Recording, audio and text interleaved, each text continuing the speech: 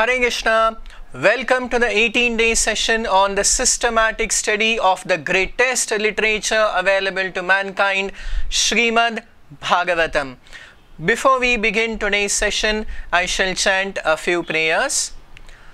Om Namo Bhagavate Vasudevaya Narayanam Namaskritya Naram Shaiva Narottamam Devim Saraswatim Vyasam Tato Jayam Mudirayeta Nashtaprayeshu Bhadreshu Nityam Bhagavata Sevaya Bhagavati Uttama Shloke Bhaktir Bhavati Naishtiki.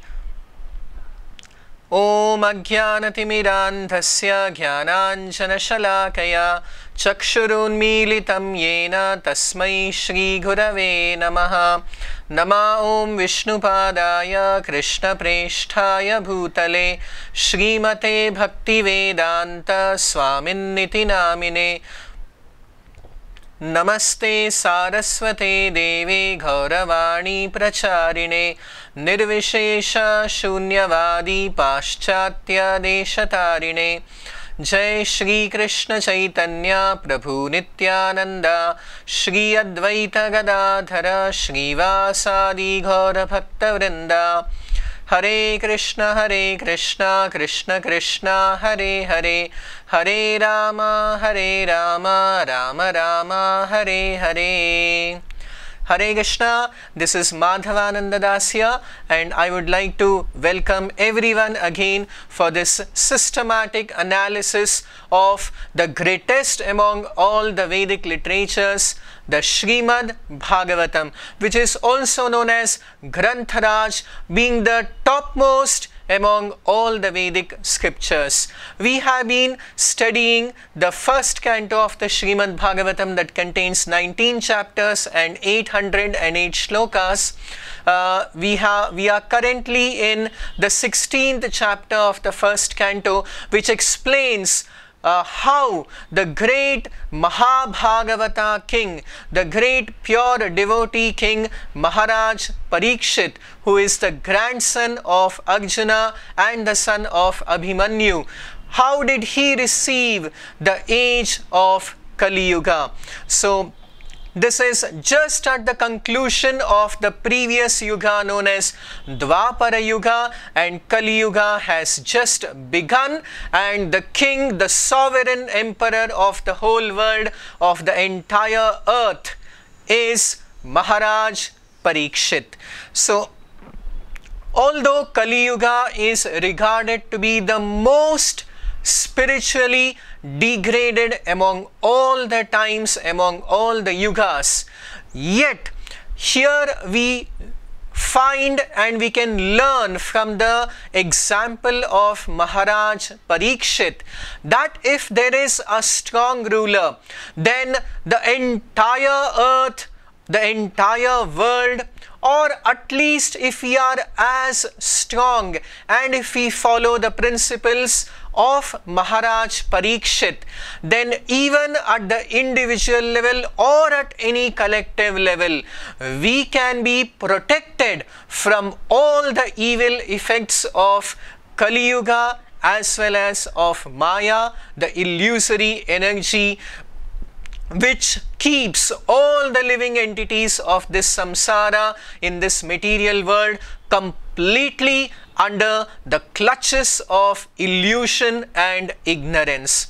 So the example can be given that if there is going to be heavy rainfall, if there is a clear prediction that a storm or a cyclone is about to strike, so one may not be able to go and stop the cyclone or the thunderstorm or the rainfall, but one can protect oneself from the from these vagaries and from these extremities by using proper protection. Just like if there is prediction of rainfall, one can use an umbrella.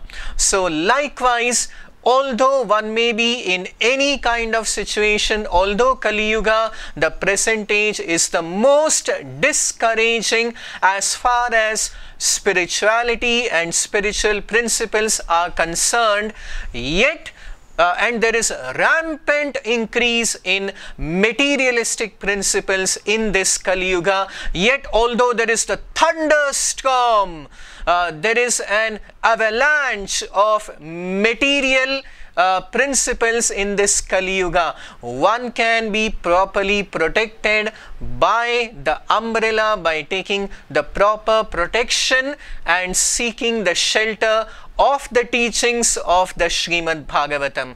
So now let us see how Parikshit Maharaj received and dealt with the onslaught of Kali Yuga. So it is explained in 1.16.10. Suta Goswami explains, Suta Uvacha Yada Parikshit Kurujangale Vasad Kalim Pravishtam Nija Chakravartite Nishamyavagtam Anatipriyam Tataha Shadasanam Samyuga Shaundiradade. When Maharaj Parikshit heard about the beginning of the principles of Kali Yuga, how Kali Yuga had entered due to the influence of powerful time, had also entered at various parts of the earth, Parikshit Maharaj immediately became alert to this challenge, this great challenge posed by the evil principles of Kali, and immediately took up his weapons, boarded his chariot and set out to travel across the earth, across the entire world, which was his kingdom, in order to check the principles, the growing and rising principles of Kali Yuga. So, Svalankritam Shyama Turanga Yojitam Ratham Mrighendra Dhvajamashkrito Purat Vrito Rathashva Dvipapatti Yuktaya Swasenaya Digvijayaya Nirghataha. So when Kali came with all his prowess into the kingdom of Parikshit Maharaj, it is not that Parikshit Maharaj became afraid and tried to escape from the attack of Kali. In fact, he took this as a headlong battle and fight and went for Digvijaya to conquer the entire, all the directions of the world and protect the world from Kali Yuga. So he sat, Parikshit Maharaj's chariot was drawn by black horses, Svalankritam Shyama Turanga Yojitam. His chariot was drawn by Shyama Turanga or dark horses. Mrighendra Dhvajam, the flag of Maharaj Parikshit, is mentioned here to be Mrighendra Dhvaja, or marked with the sign of a lion. So in this way, being nicely decorated and surrounded by charioteers, cavalry, elephants and his army, he left the capital to conquer the influence of Kali Yuga in all the directions. So where all did he travel? This is also mentioned in 1.16.12 that Bhadrashvam Ketumalam cha Bharatam chottaran kurun Kim Purushadini Vakshani Vijitya Jagrihe Balim. Maharaj Parikshit conquered all the parts of the entire world, the entire earth. There is the Bhadrashva Vaksha, there is Ketumala Vaksha, Bharata Vaksha, the Uttara Kuru Vaksha, Kimpurusha Vaksha. In the Vedic geography, in the Vedic cosmological explanation, it is explained that this world is known as Jambudvipa, and Jambudvipa consists of 9 Varshas, of which Bharata Vaksha is one among them, and north of Bharata Vaksha is Kimpurusha Vaksha, Ketumala Vaksha, Uttara Kuru Vaksha, Bhadrashva Vaksha, Ilavrita Vaksha. So there are 9 major places or vakshas in the Jambu Dvipa. So wherever Maharaj Parikshit travelled to all the different parts of the world, tatra tatropashrinvanaha swapurvesha mahatmanam pragiyamanam cha yashaha krishna mahatmya suchakam atmanam cha paritratam ashvathamnostra tejasaha sneham cha vrishniparthanam tesham bhaktim cha keshave tebhyaha paramasantushtaha priti ujjumbhitalochanaha mahadhanani vasamsi dadau haran mahamanaha. Wherever Maharaj Parikshit visited, he continuously heard tatra tatra upashrinvanaha swapurvesha mahatmanam. He heard the glories of his ancestors, the great Pandavas who were all surrendered pure devotees of the Supreme Lord Shri Krishna. So he also heard of the infinite glorious acts of the Supreme Lord Shri Krishna. He also heard how Parikshit himself, even in the womb of his mother, was personally given protection by the Supreme Lord Shri Krishna from the blazing heat of the Brahmastra released by Ashwatthama. So in this way, King Parikshit was very enchanted, very pleased by these glorifications. Already the glory of the Pandavas had spread throughout the whole world, and how they were the topmost and the best devotees of the Supreme Lord Shri Krishna. He heard especially how the Supreme Lord acted in the most intimate and affectionate manner in all his dealings with the Pandavas. This is a very beautiful verse in 1.16.16. He heard this narration all across the world that Sarathya Parashada Sevana Sakhya Dautya Virasananugamanastavana Pranaman Snigdeshu Pandushu Jagat Pranatim Cha Vishnur Bhaktim Karoti Nripatesh Charanaravinde. Maharaj Parikshit heard that Bhaktim Karoti, the Pandavas always engage in the pure devotional service of the Supreme Lord Shri Krishna, and Krishna, although the Supreme Personality of Godhead, is so highly pleased with the malleable sons of Pandu, the Pandavas, that out of his great affection, Lord Krishna acted in all intimate ways with the Pandavas. So how did he act in various roles with the Pandavas? As Sarathya, as Sarathi. Another name of Krishna is Partha Sarathi. He acted as the chariot driver of Arjuna. Sarathya Parashada. He also became Parashada. He became one among the Pandavas. He was always on the Paksha, on the side of the Pandavas. Sarathya Parashada Sevana. He would also render service to the Pandavas in various ways.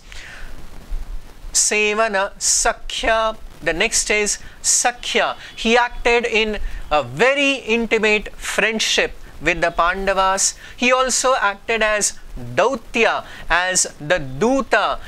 One more name of Krishna is Pandava Duta. In fact, one of the beautiful temples of the Supreme Lord among the 108 Divyadeshams is the Pandava Duta Perumal temple, which is located in the city of Chennai, in the area called Triplicane, which is actually Tiruvellikenni.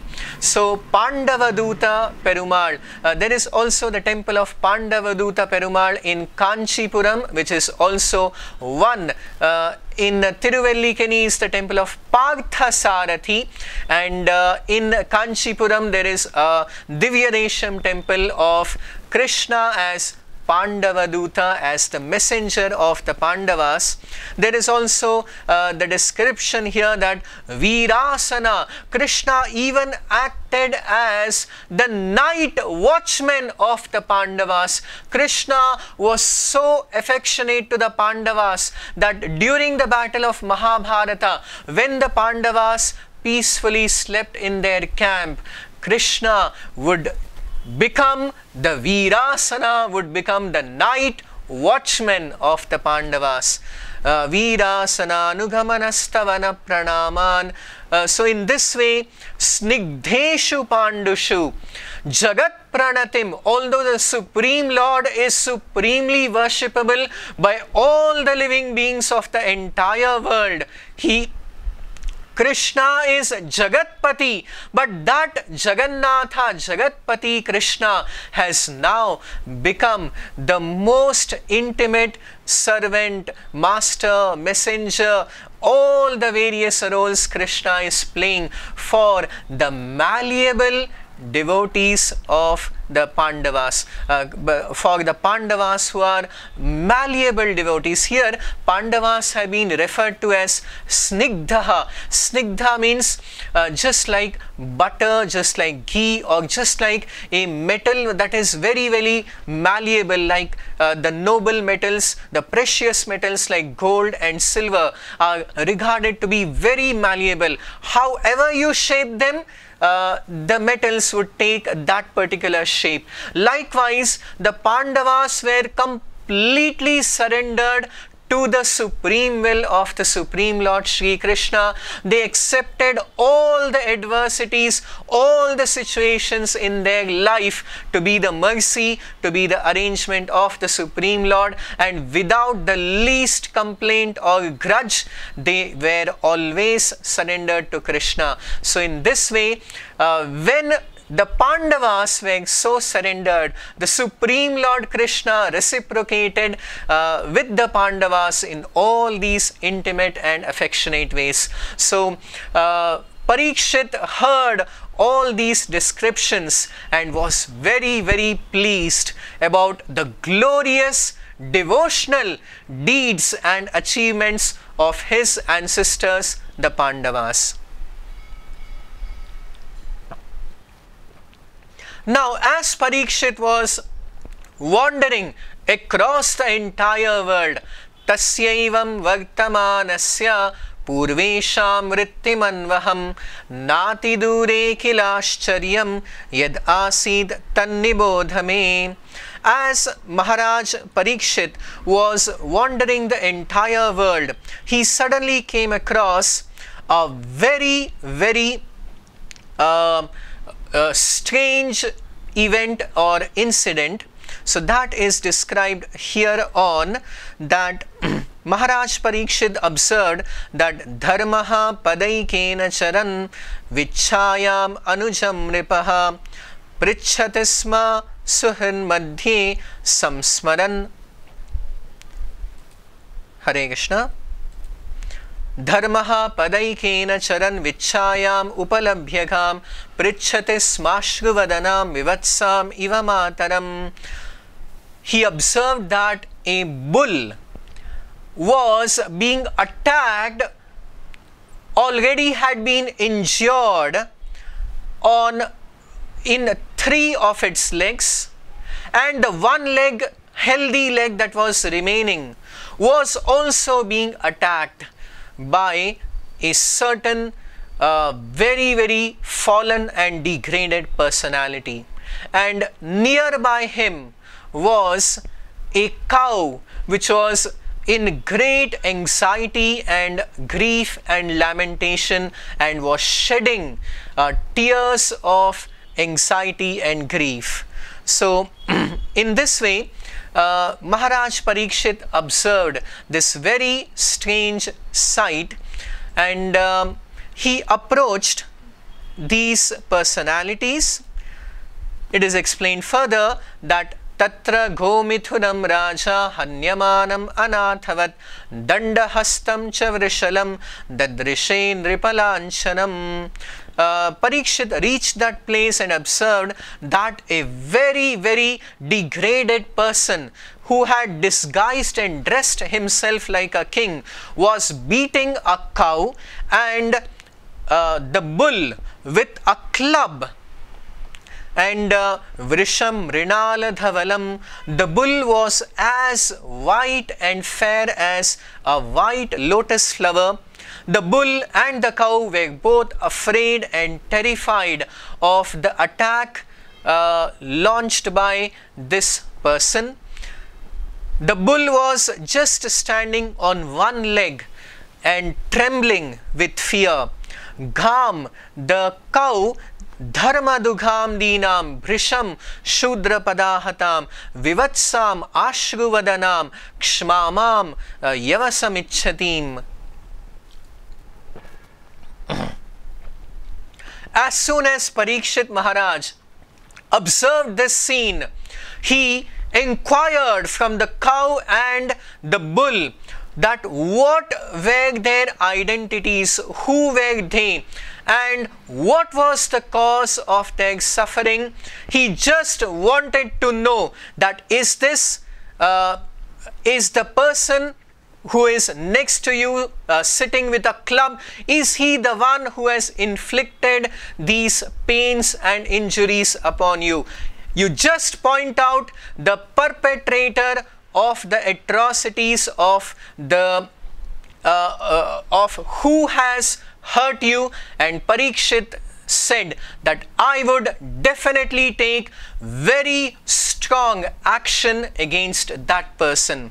So Kastvam Matsharane Loke Baladhamsya Balan Bali Naradevo Siveshena Natavat Karmana Dvijaha. He also threatened the person who was sitting with the club and was seemingly going to harm the cow and the bull. Maharaj Parikshit threatened him that how dare you could think of hurting this cow and this bull in my kingdom. You have taken up the dress of a king, but I can observe that you are the most degraded person because you are trying to harm a most beneficial animal, which is the cow and the bull. Actually, in the Vedic society and culture, a lot of importance is given to Goraksha, to cow protection, because the cow is the most useful, the most beneficial animal to the human society, because it provides the most nourishing food to the entire human society in the form of its milk and all the milk products.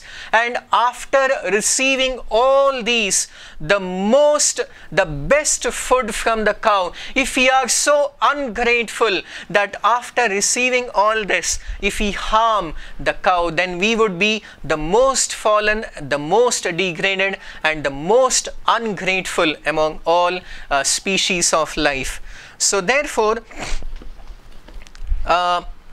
Maharaj Parikshit first of all gave assurance to the cow and the bull. Ma saurabheya atra shucho. You need not have any fear, because I have now arrived and I shall surely take action against the perpetrator who has caused you harm. So in this way, when he inquired from the cow and the bull replied to Parikshit Maharaj in a very cryptic manner by saying that you are definitely etadvaha pandaveyanam yuktam agta bhayam vachaha. It is very befitting for a person who is a descendant of the Pandavas to speak such valorous words, because Parikshit had even assured the cow and the bull that even if the perpetrator may be a denizen of heaven, even then Parikshit was prepared to punish even Devata who may have come in disguise. So such were the strong and powerful words of Parikshit Maharaj. So the bull replied indirectly that actually I do not know the real perpetrator. Some people say that it is this person who is directly hurting me. Some other people say it is due to the influence of inevitable time. So in this way, when the bull replied in a cryptic way without pointing out to the actual perpetrator, to the actual person who had been causing her, who was the cause of her current difficult situation and suffering and misery. At that time, hearing these words of the bull, एवं धर्मे प्रवदति ससम्राट द्विजसत्तमाः समाहितेन मनसा विखेदः पर्यचष्टतम्. Parikshit immediately, by his deep insight and wisdom and great advanced spiritual knowledge, could immediately understand the whole situation, and he could exactly recognize the identities of these three personalities: the bull, the cow, and the perpetrator of the suffering upon the cow and the bull. So the bull was dharma or religion personified, the cow was actually the earth, and the perpetrator of these very sinful acts of harming the cow and the bull, that is basically religion and the earth, is none other than the Kali Purusha, or the personality of Kali. So Parikshit Uvacha, Parikshit immediately said that Dharmam Bravishi Dharmagnya Dharmosi Vrisharupadhrik. You are Dharmo Asi. You are religion personified, Dharmosi Vrisharupadhrik, who have taken the form of a bull.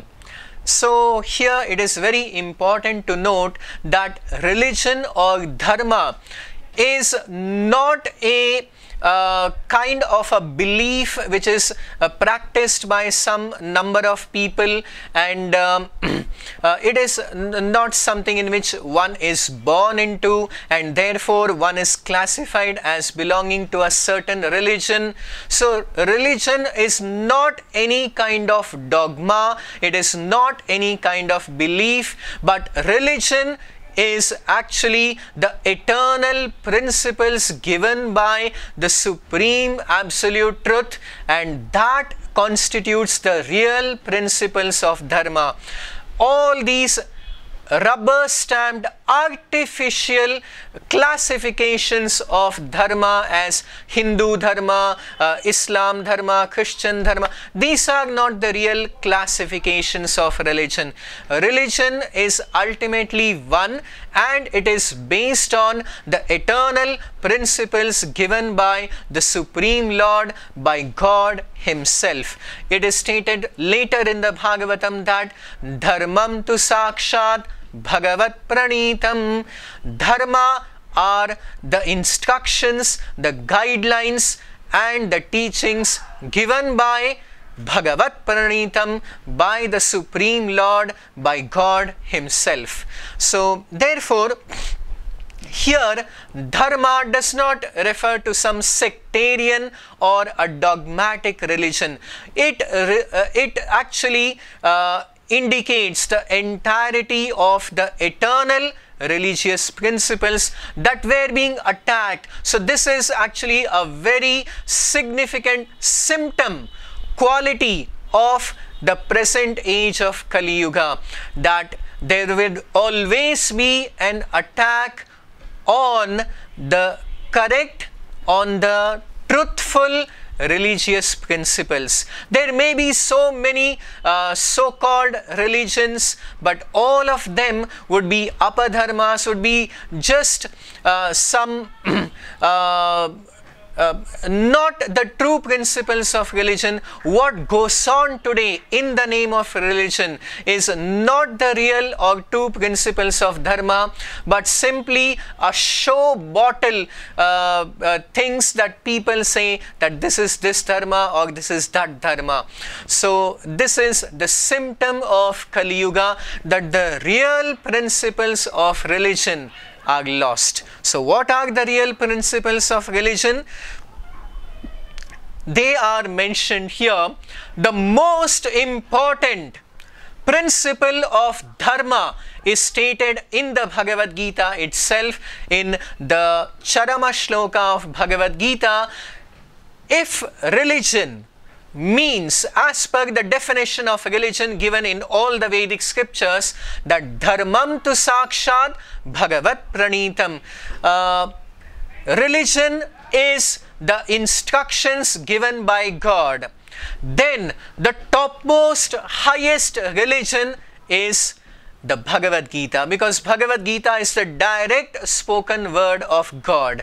And even in the Bhagavad Gita, the highest instruction, as stated by the Supreme Lord himself, sarva guhyatamam bhuyaha shrunu me paramam vachaha ishtosi me dhridamiti tato vakshyami te hitam, in 18.64, and later in 18.66 it is declared that the supreme, the highest principle of religion, which therefore should be the benchmark, the epitome of all religion, is sarva dharman parityajya mamekam sharanam raja aham tvam sarva papebhyo mokshayishyami ma shuchaha, is complete and exclusive surrender unto the Supreme Lord Shri Krishna.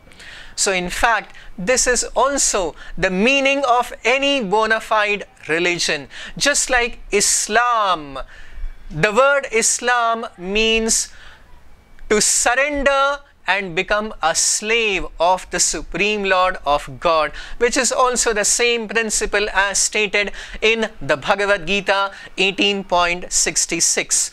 And to attain that highest level of religion in the human society, there are another 4 very important principles of religion. There is something called Sanatana Dharma.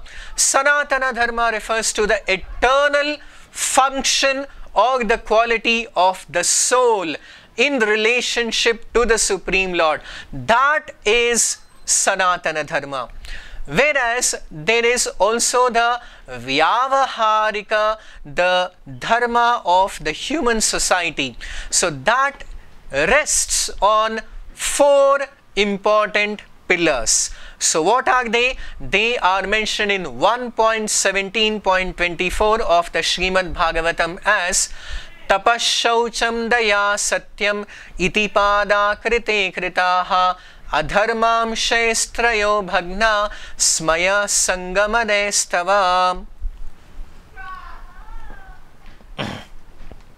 The 4 pillars, the 4 legs on which dharma, the principles of religion are always resting on, are supported by, are tapaha, austerity, penance; shaucham, cleanliness; daya, daya means mercy; and satyam, truthfulness. So these are the fundamental 4 principles of dharma. So just like a car or a vehicle would have 4 wheels, and if all the 4 wheels are present, the car or the vehicle or a chariot would take us to the ultimate destination. Likewise, the dharma which can be compared to a vehicle, which is the mandatory vehicle for every human being. It is stated that dharmena hina pashubhi samana. Without dharma, we are no better than the animals. So a human being must except must take up the path of true dharma, which means one has to board the car or the vehicle or the chariot of dharma, which has the four wheels. Without wheels, the car, the vehicle cannot move forward.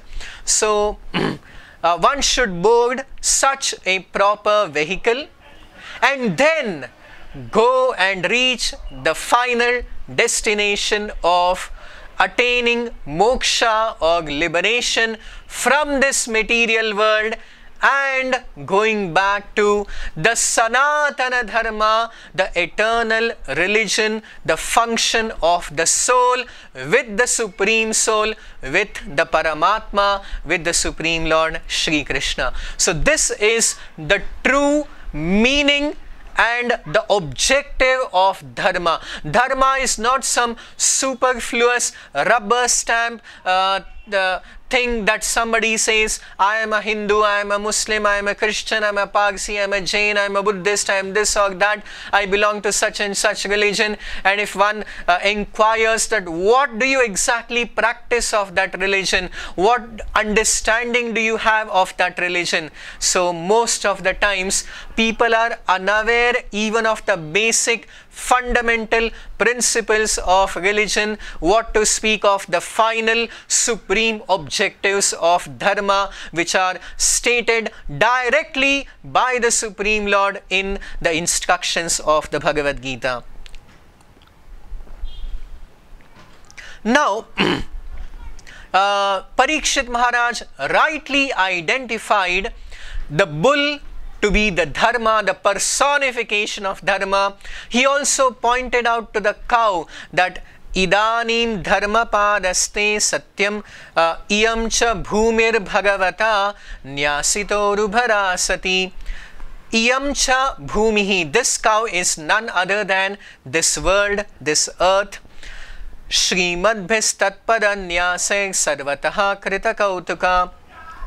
Shochati, she is in great grief, being in separation from the Supreme Lord Shri Krishna, who had personally wandered on this earth with his lotus feet and had performed his most wonderful and charming divine pastimes, his Leela. So now the earth is also lamenting in separation from the Supreme Lord, and in this way now iti dharmam mahim chaiva santvaitva maharatha nishatamadane khadgam kalaye dharma hetave. Immediately Maharaj Parikshit drew out his very powerful sword in order to finish off the personality of Kali Purusha, of Kali Yuga.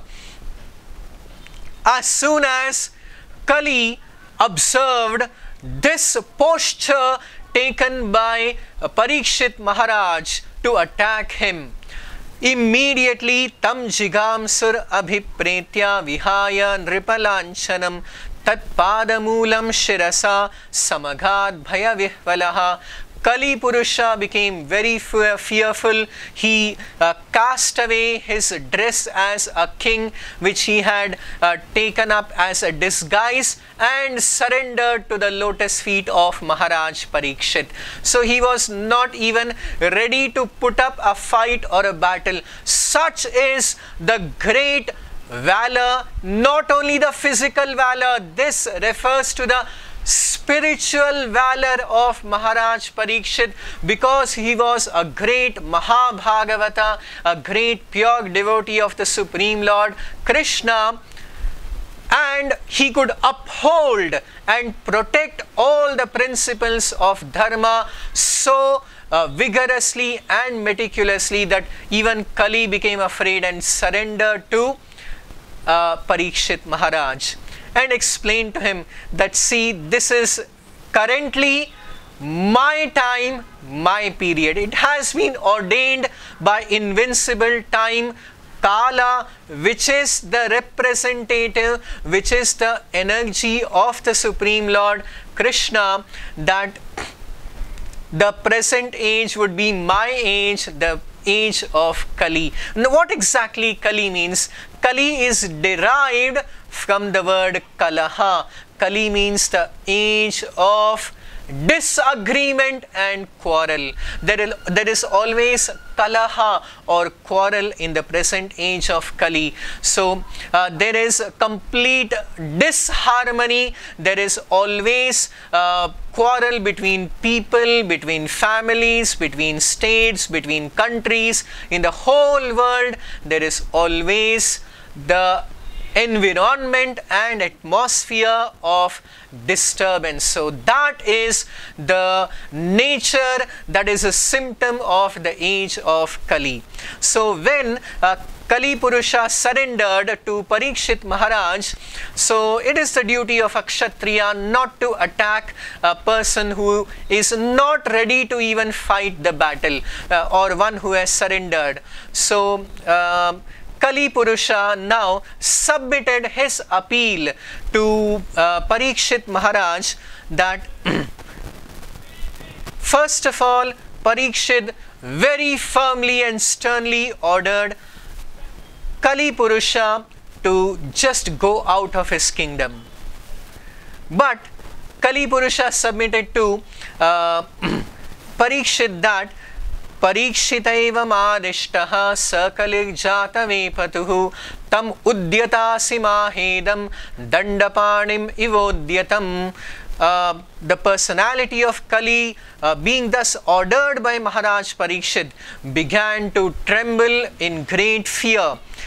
He saw Parikshit standing before him with his raised sword, just like the personality of Yamaraja as death personified.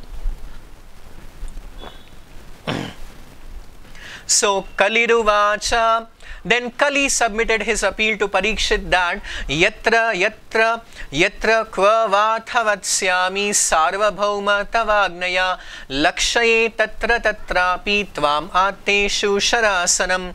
O your majesty, O emperor, wherever I may go, I shall see you, because you would not allow any principle of irreligion in your entire kingdom. Wherever there is the slightest arrival or beginning of the principle of adharma or the principle of irreligion, in such a place you would come and chastise me, and you would be you would be ready to drive me out. So since my time has begun, I am supposed to be given some place by you. So this is the great spiritual potency of a pure devotee like Parikshit Maharaj. Even the personality of Kali is fearful and surrendering to Parikshit Maharaj, and such is the position of an ideal king or Raja Rishi. Under the rule of such a king, there is no need to fear either Kali or Maya or any such difficulty that may come to the living entities. All the citizens, including the cows and bulls and all the living entities, are perfectly protected by a saintly king like Parikshit Maharaj. So at that time, Suta uvacha abhyagthitastada tasmai sthanani kalaye dadau. Finally, Parikshit gave 4 places, which are the 4 pillars of adharma. Just like there are the 4 pillars, the 4 legs of dharma, there are 4 anti-principles of dharma, or the 4 principles of adharma, which destroy the principles of dharma. So it is also very important to understand what needs to be done and what needs to be avoided. We need to follow the principles of dharma, which are 4 in number, and we need to avoid and give up the principles of adharma, which are 4 in number, because they destroy the principles of dharma. So which are they? And these were the 4 places given by Parikshit Maharaj to Kali for his residence. These 4 places have been mentioned here as Dyutam Panam Striya Suna Yatra Dharmash Chaturvidha Adharmaha Chaturvidha. The 4 principles of adharma are Dyutam, Panam, Striyaha, Suna. Dyutam refers to gambling. Panam refers to intoxication. The 3rd principle is Striyaha, or illicit relationship between men and women. And the 4th principle is Suna, or meat eating or animal killing. So the 4 principles of religion of dharma are Tapaha, Shaucham, Daya, Satyam. Tapasya, or austerity, is destroyed by the principle of tapasya. The principle of religion is vanquished by the adharmic, irreligious principle of panam, or intoxication. The 2nd principle, tapaha shaucham, the principle of cleanliness, is completely destroyed by the adharmic principle of striyaha, or by the illicit relationship between men and women. The 3rd principle, tapa shaucham, daya, the principle of daya or mercy, is destroyed by the adharmic principle of suna, which is animal killing or meat eating. And the 4th principle of satyam is destroyed by dyutam, gambling, or any kind of speculative activity.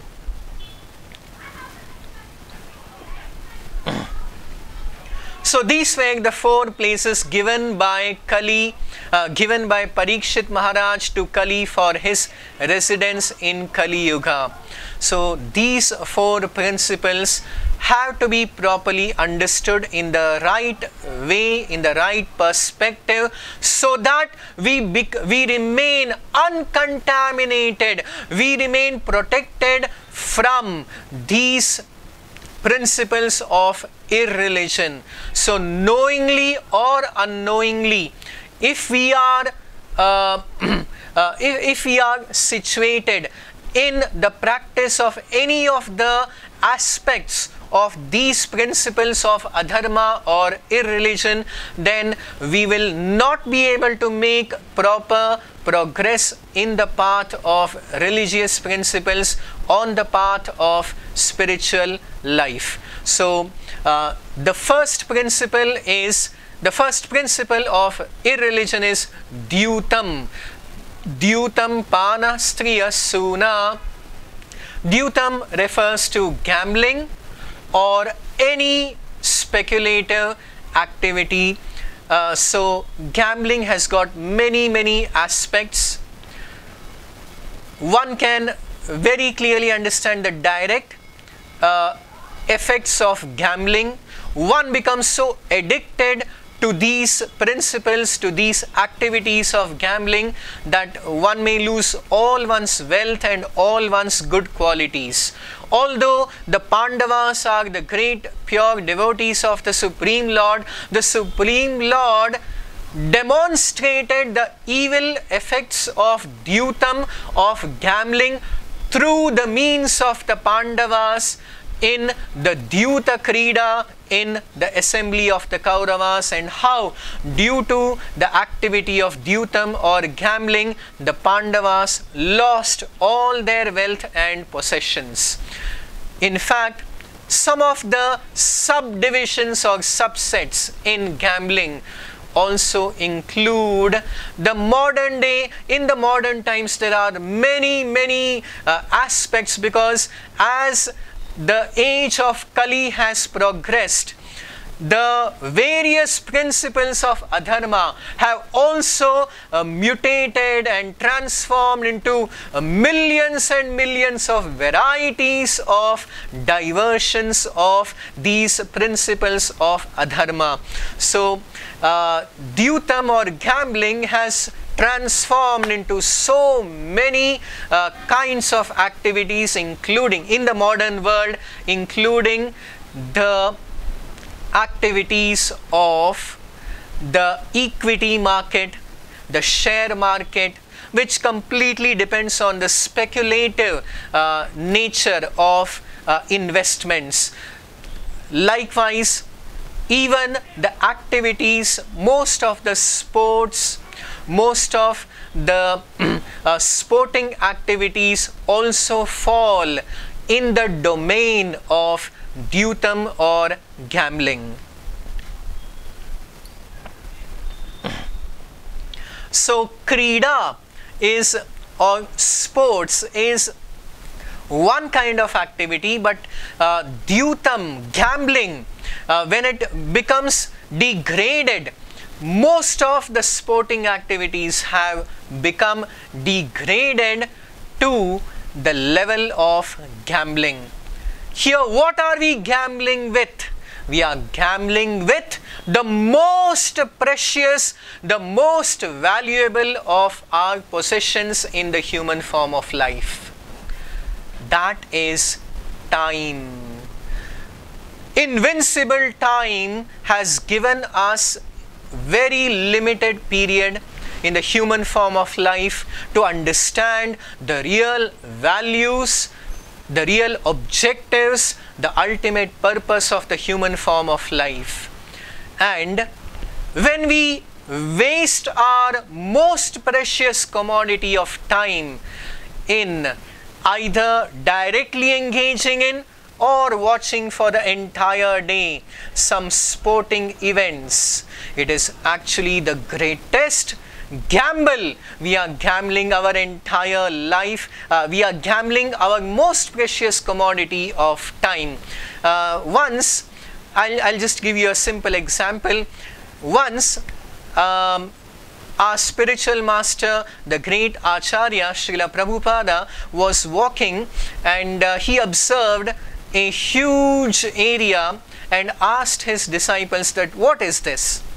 And one of the disciples answered, this is a golf course. And Srila Prabhupada again inquired further, oh, is that so? So what exactly is golf? And then the disciple began to explain that actually there is a hole, and then there is a stick, and then there is a ball, and people they stand at different areas in the golf field, and they hit the ball with the stick and try to put the ball into the hole. So when Srila Prabhupada, the great spiritual Acharya, heard this description, he looked sternly and seriously at his disciple and asked him, is this what human life meant for? So actually we should understand what is the purpose, what is the value of time, especially in the human form of life. It is not meant to be gambled away in such frivolous and futile activities. So Dyutam, Panam, the second principle, the second aspect of irreligion of adharma is Panam. Panam refers to intoxication. So what is intoxication? Intoxication actually refers to, we all know there is liquor, alcohol, nicotine, cigarettes, So all these, even the consumption of the varieties of drugs that induce intoxication like marijuana, LSD and opium, and all these varieties of drugs, these are definitely intoxication. As it is in this material world, in this samsara, all the living beings are under Maya, are under illusion.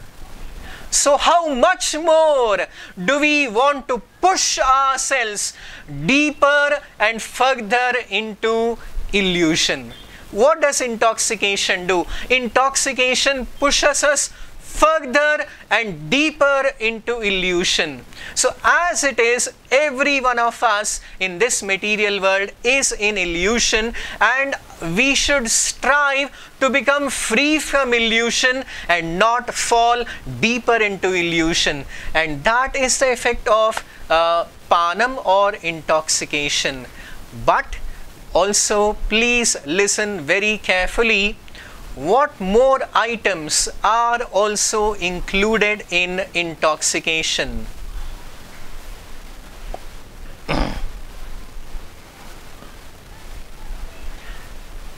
Intoxication also includes, every day morning we wake up and what do we take? So normally 99.99% of the people would answer, if I ask a question that what, after you wake up in the morning, what do you have? So 99.99% of the people would answer, we have some bed coffee or bed tea, or the first drink, or throughout the day we keep having, people need to have tea and coffee. So the actual fact is that coffee and tea are definitively panam or intoxication. Coffee very clearly contains the intoxicant called caffeine, which is a stimulant, a very strong stimulant. To keep one, people say that without a dose of tea and coffee, without a cup of tea and coffee, we can't even work, we can't function. So why do you want to become a slave of some cup of tea and coffee to keep yourself high, to keep yourself active? Don't you have God-given mind, God-given body, mind and intelligence, by which, by proper principles of religious principles of meditation, by japa, can't you keep yourself high and up? So tea and coffee are undoubtedly principles and symbols and practices of adharma in the category of panam or intoxication. The third principle of dharma is dyutam panam striyaha. Striyaha refers to the illicit connection between men and women. So actually there is a principle given in the Vedic scriptures that the consummation between men and women is meant only for praja sarga, for the objective of procreation.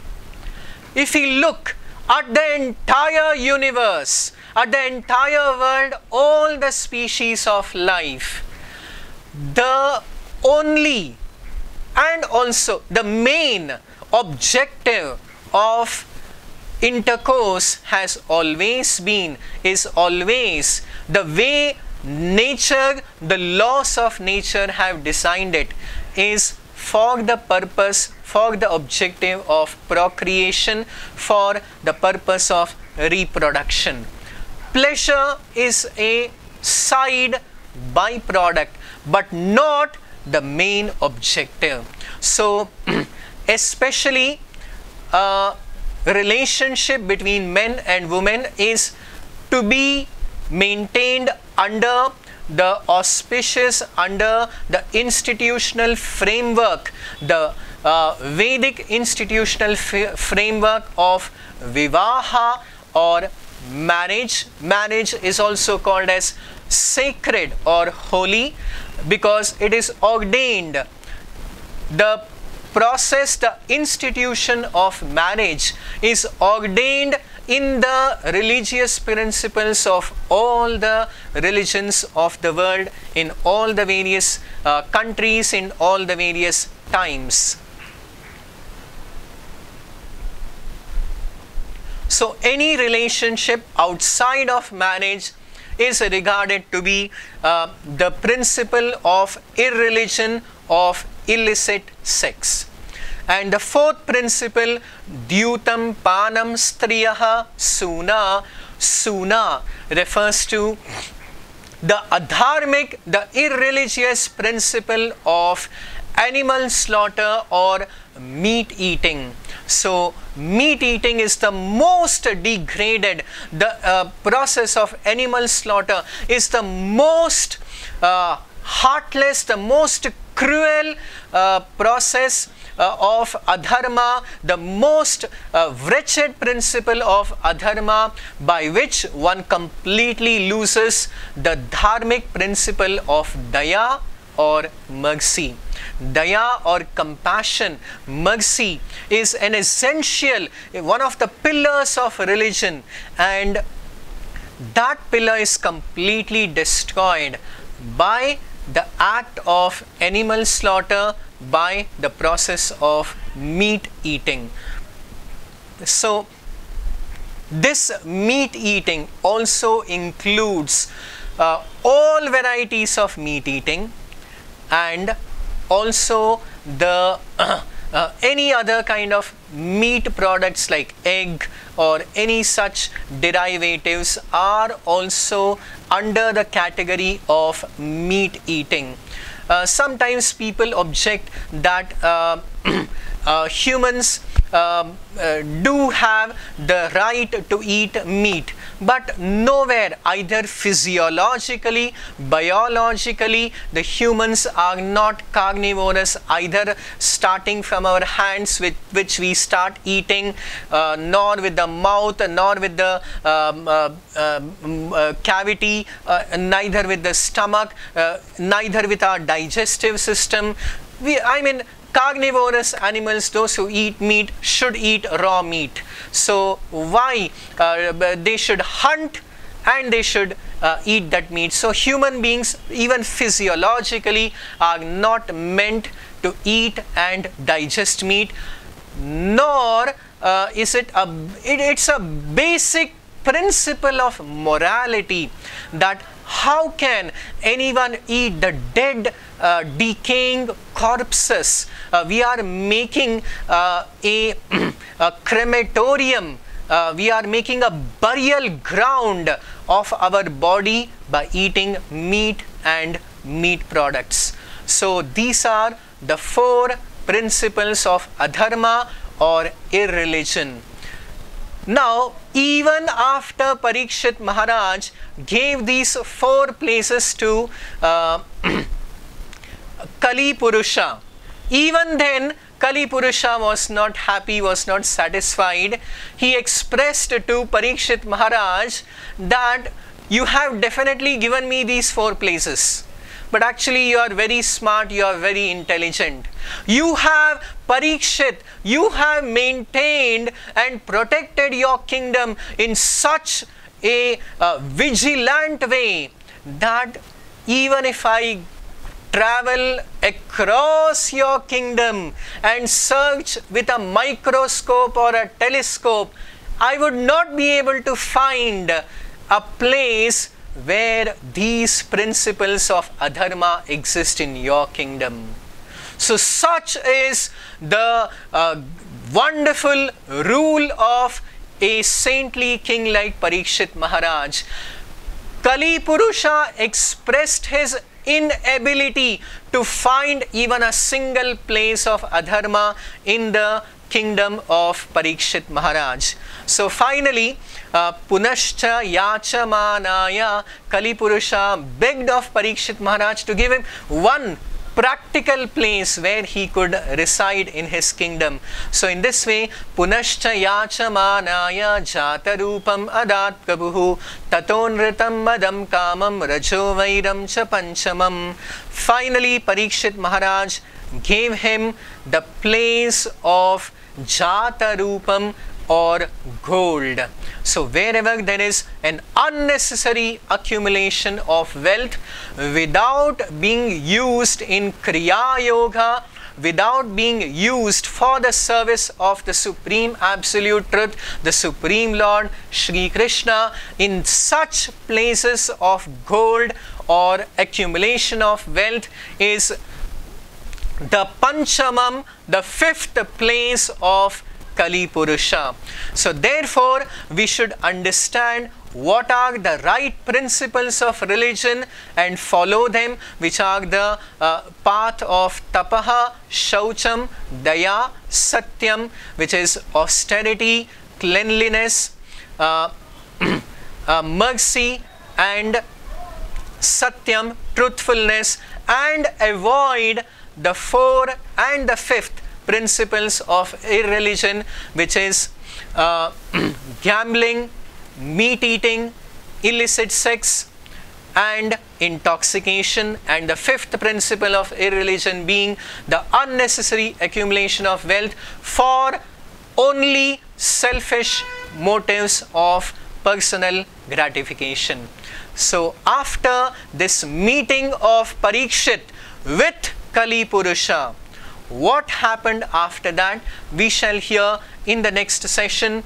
If you have any questions or queries, you are most welcome to post them, and please do subscribe to our channel and press the like button, and please do join us tomorrow for the continuation of the narration of the Srimad Bhagavatam.